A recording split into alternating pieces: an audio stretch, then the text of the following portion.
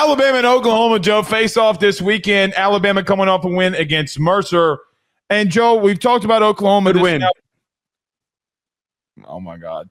Now, talking about Oklahoma this year, me and you for the fourth time, it's been a lot of depressing stuff when we talk about Oklahoma. Oklahoma's shown a little bit of fight as of a little bit late, but Alabama taking on Oklahoma, your thoughts? I don't think either of us are going to come in here and try to make the case for Oklahoma.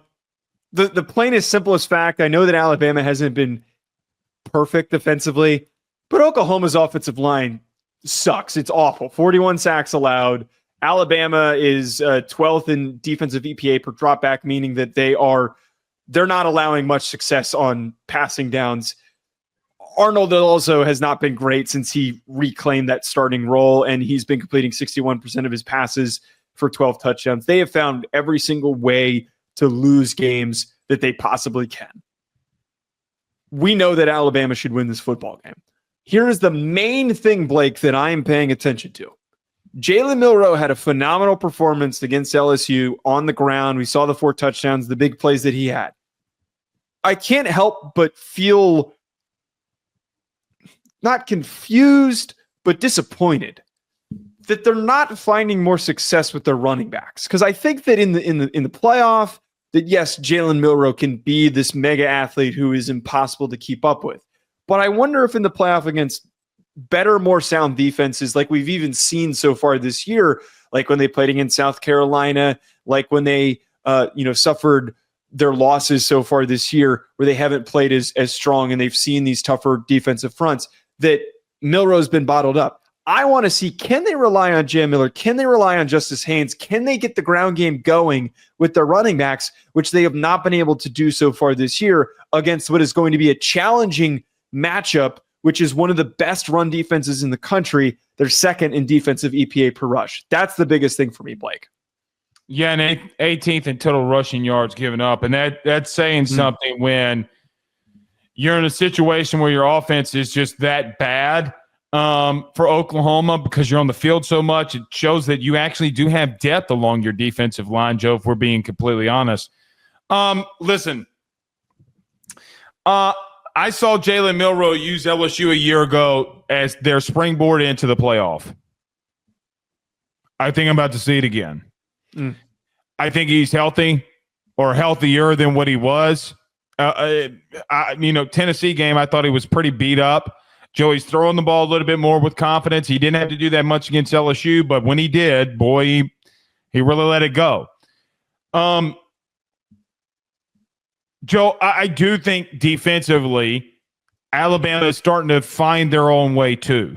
And I think that in a game like this, when you have a team that's really bad offensively versus a team that is kind of starting to – they're on that rise right now, okay, right, from what we've seen with Bama, how bad can this one get? Like, I do think that this is going to be the springboard for Bama, or LSU was the springboard for Bama to be able to go where they need to go.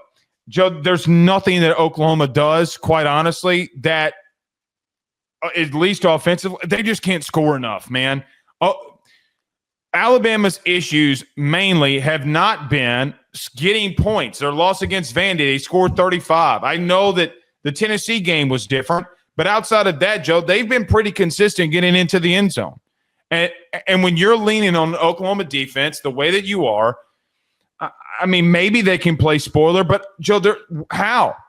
Like the only way would be is if Jalen Milroe reverts back to some of the things that he had been doing, starts turning the ball over, and they got short fields to work with.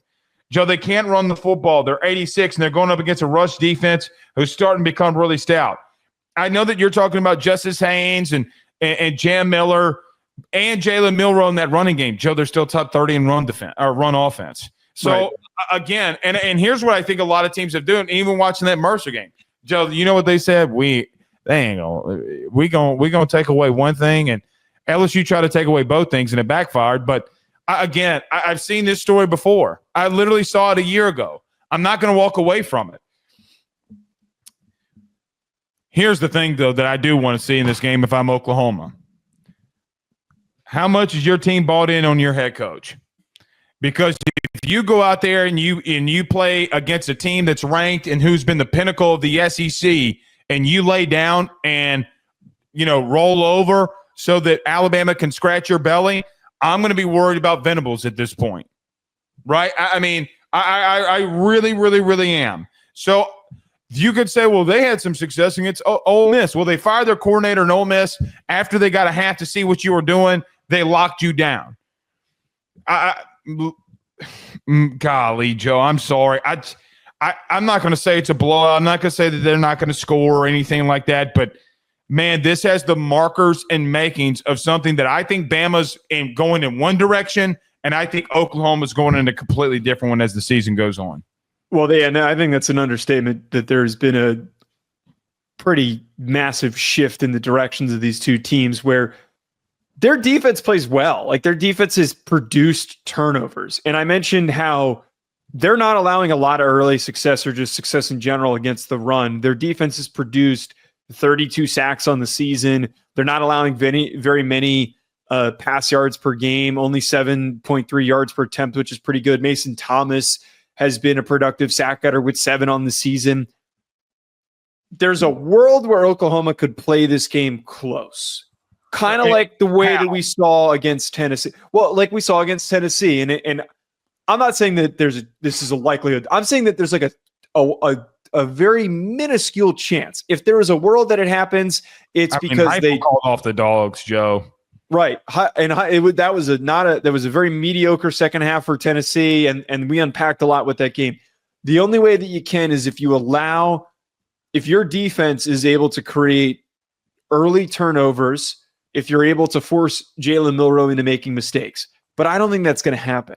I think what you just said there, this does feel like it's shaping up to be a blowout. This does feel like it is shaping up in a position where Alabama is feeling themselves. They have all of the momentum. As long as they don't overlook an opponent and look past Auburn or look past to Auburn, they should be fine. There should be no reason to believe that Oklahoma is built to keep this game close. So they're 117th in runoff and in total offense. They're 112th on third down. Yeah. They're 86th in run offense. They're 115th in passing offense. I mean, like, there comes a part where Q, the Ole Miss game, you had a good half, a decent half. Joe, again, I need to see want and fight and like some serious want to here, like legitimately. Because if I don't, buddy. Yeah, I don't know what's going to happen with We're going to have a serious conversation about Oklahoma in the offseason. Very, very serious. I don't think that they can him because they just signed him to this extension, and I think that makes things super. I think a lot of people saw the Jimbo Fisher firing, and a lot of people are quick to assume that every single fan base, or not every single fan base, every single athletic department is going to do that, and every single booster organization is going to find the money to do that. Texas A&M is one of one. They are one of one for how willing they were to do that. We are in a very strange world where we're at the current moment, Blake, that buyouts are so big that I think a lot of programs are going to just suffer through bad years. I really do. I don't think that a lot of teams are going to be pushing to fire guys. It's the same reason why Mike Norvell is still coaching. It's the same reason why Billy Napier is still coaching, which has the smallest buyout of anyone who's brought up here. Lincoln Riley as well at USC. I think that Venables is going to get a couple of years of runway before they decide to find a way to get rid of him. BetOnline remains your top spot for all of your live betting action and contests. NFL, college football, UFC, NHL are all in full swing. BetOnline is your number one source for wagering news, odds, trends, and predictions with both desktop and mobile access at any time. Head to BetOnline today and use promo code BELIEVE, that's BLEAV, for 50% off your first deposit. That is a 50% welcome bonus. BetOnline, where the game starts.